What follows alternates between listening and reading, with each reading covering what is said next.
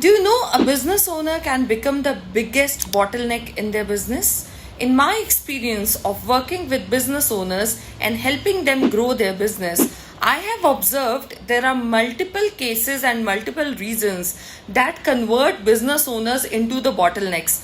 But primarily there are three reasons. Number one is micromanaging everything.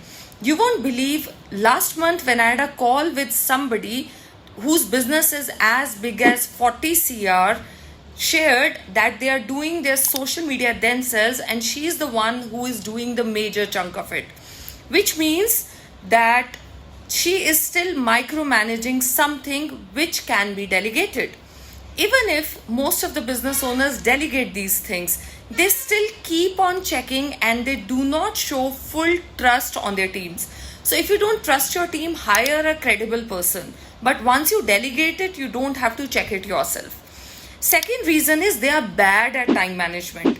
And because they are bad at time management, they are always stressed and they pass on that stress to their employees as well. Number three is they do not accept change readily. Whenever a feedback is shared with them by a client or by an employee or by somebody who has used their product or service, who's a friend or a relative, they don't take feedback openly and they resist change. They believe that whatever they have been doing since ages, since years, is the best way of doing that.